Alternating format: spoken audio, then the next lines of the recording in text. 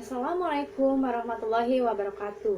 Izin memperkenalkan diri, saya Risa Nur Amelia dengan NIM 51111810993. Di sini saya akan mempresentasikan hasil usulan penelitian saya yang berjudul Pengaruh Current Ratio dan Ukuran Perusahaan terhadap Return on Asset melalui Debt to Equity Ratio sebagai variabel intervening pada subsektor makanan dan minuman yang terdaftar di Bursa Efek Indonesia periode 2016-2020. Untuk pembahasan yang pertama, latar belakang.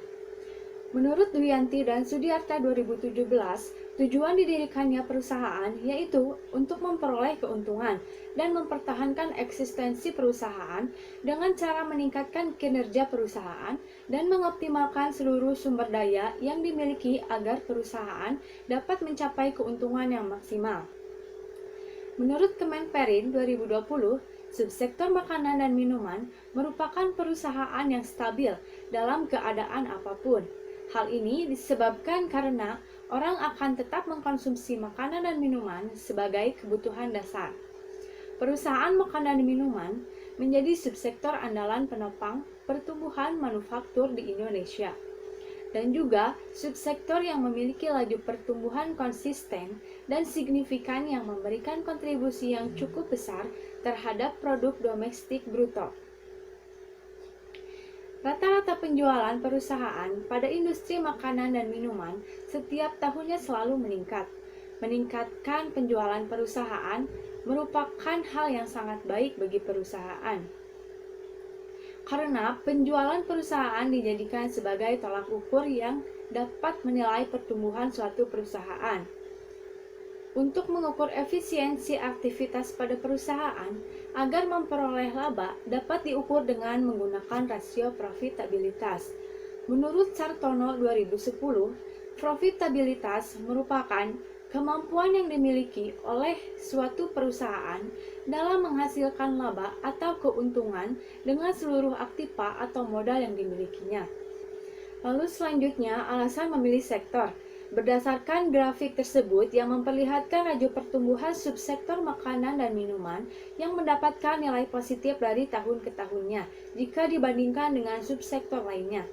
Meskipun laju pertumbuhan perusahaan makanan dan minuman pada tahun 2020 masih lebih kecil dibandingkan laju pertumbuhan tahun-tahun sebelumnya. Akan tetapi perusahaan makanan dan minuman mampu tumbuh positif sebesar 1,58% pada tahun 2020. Perusahaan makanan dan minuman menjadi salah satu subsektor manufaktur andalan dalam memberikan kontribusi besar terhadap pertumbuhan ekonomi Indonesia. Lalu yang selanjutnya, alasan peneliti memilih periode waktu dari tahun 2016 hingga 2020. Karena laju pertumbuhan tahun 2016 sebesar 8,33%. Maka angka ini lebih tinggi jika dibandingkan dengan subsektor yang lainnya. Ini disebabkan karena pertumbuhan ekonomi yang tetap stabil, volume penjualan yang baik, dan investasi di sektor makanan dan minuman yang meningkat tajam. Total nilai investasi pada subsektor makanan dan minuman pada tahun 2016 mencapai 61 triliun. Angka tersebut naik 41,86% jika dibandingkan dengan tahun 2015, yaitu sebesar 43 triliun.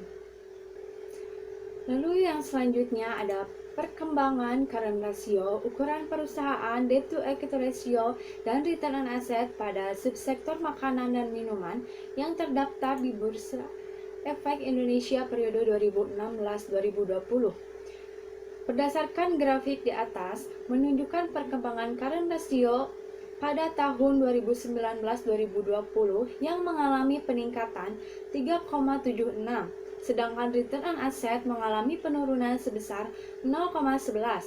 Selanjutnya, perkembangan ukuran perusahaan pada tahun 2016-2017 mengalami peningkatan sebesar 15,63, sedangkan return on asset mengalami penurunan sebesar 0,11.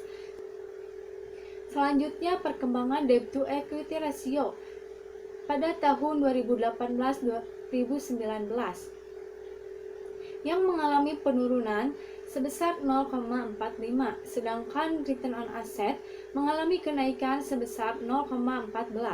Pada latar belakang, maka dapat diidentifikasi beberapa permasalahan. Di antaranya yang pertama, bagaimana kondisi current ratio, ukuran perusahaan, debt to equity ratio, dan return on asset. Yang kedua, bagaimana pengaruh current ratio terhadap debt to equity ratio. Yang ketiga, bagaimana pengaruh ukuran perusahaan terhadap debt to equity ratio. Yang keempat, bagaimana pengaruh current ratio terhadap return on asset. Yang kelima, bagaimana pengaruh ukuran perusahaan terhadap return on asset. Keenam, bagaimana pengaruh debt to equity ratio terhadap return on asset. Yang ketujuh, bagaimana pengaruh current ratio terhadap return on asset melalui debt to equity ratio. Dan yang kedelapan, bagaimana pengaruh ukuran perusahaan terhadap return on asset melalui debt to equity ratio. Lalu yang selanjutnya, maksud dan tujuan. Maksud dari adanya penelitian ini yaitu untuk memperoleh data dan informasi mengenai current ratio dan ukuran perusahaan terhadap profitabilitas melalui debt to equity ratio sebagai variabel intervening pada perusahaan makanan dan minuman yang terdaftar di Bursa Efek Indonesia periode 2016-2020. Adapun tujuan yang dilakukannya penelitian ini diantaranya yang pertama untuk mengetahui kondisi current ratio, ukuran perusahaan, debt to equity ratio, dan return on asset. Yang kedua untuk mengetahui pengaruh current ratio terhadap debt to equity ratio. Yang ketiga untuk mengetahui pengaruh ukuran perusahaan terhadap debt to equity ratio. Yang keempat untuk mengetahui pengaruh current ratio terhadap return on asset. Yang kelima, untuk mengetahui pengaruh ukuran perusahaan terhadap return on asset. Yang keenam, untuk mengetahui pengaruh debt to equity ratio terhadap return on asset.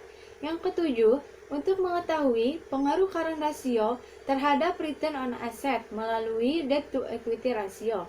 Dan yang kedelapan, untuk mengetahui pengaruh ukuran perusahaan terhadap return on asset melalui debt to equity ratio. Lalu yang selanjutnya, kegunaan penelitian.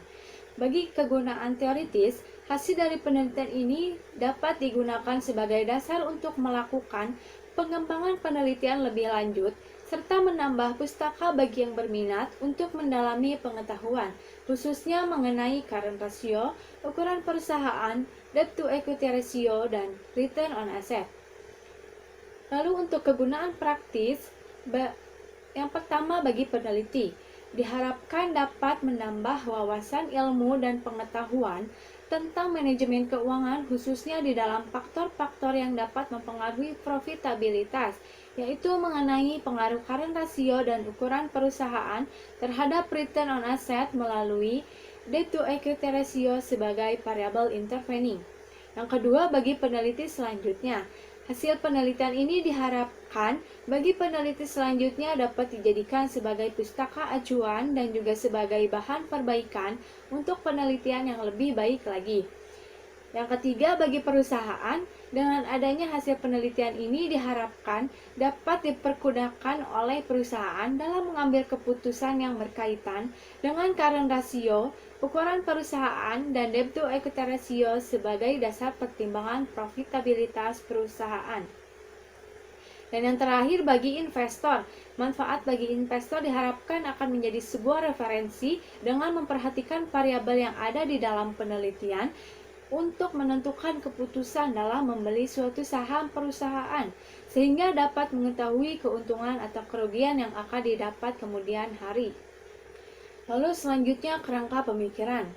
Menurut Sutrisno 2017, manajemen keuangan atau sering disebut dengan pembelanjaan dapat diartikan sebagai semua aktivitas perusahaan yang berhubungan dengan usaha-usaha mendapatkan dana perusahaan dengan biaya yang murah serta usaha untuk menggunakan dan mengalokasikan dana tersebut secara efisien.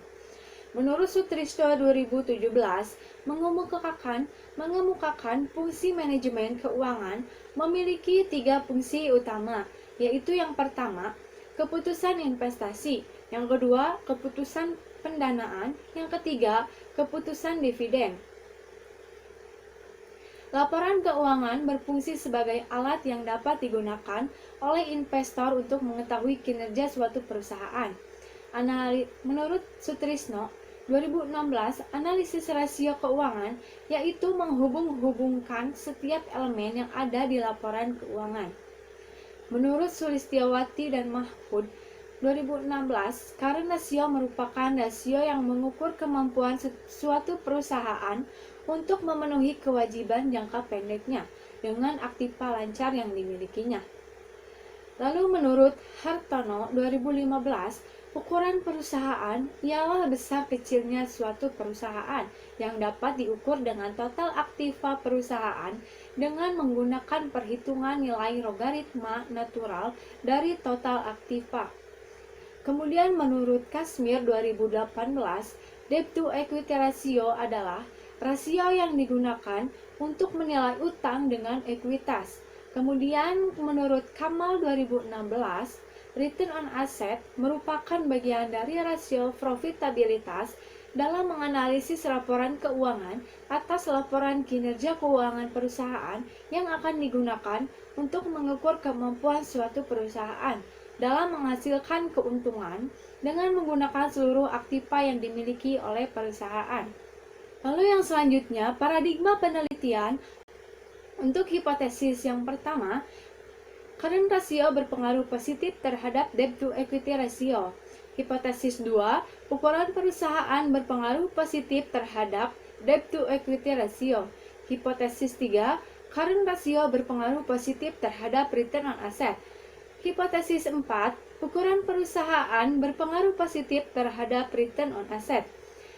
Hipotesis 5, debt to equity ratio berpengaruh positif terhadap return on asset. Hipotesis 6, debt to equity ratio mampu memediasi pengaruh current ratio terhadap return on asset. Hipotesis 7, debt to equity ratio mampu memediasi pengaruh ukuran perusahaan terhadap return on asset. Lalu selanjutnya metode penelitian. Operasionalisasi variabel dibagi menjadi dua, yaitu variabel eksogenus dan variabel endogenus. Lalu untuk populasi pada penelitian ini yaitu subsektor makanan dan minuman yang terdaftar di Bursa Efek Indonesia periode 2016-2020 yang berjumlah 30 perusahaan. Kemudian pengambilan sampel menggunakan teknik purposive sampling yang termasuk ke dalam jenis non-probability sampling dan diperoleh sampel sebanyak 10 perusahaan. Pada penelitian ini menggunakan data panel. Lalu untuk sumber data yang digunakan yaitu data sekunder.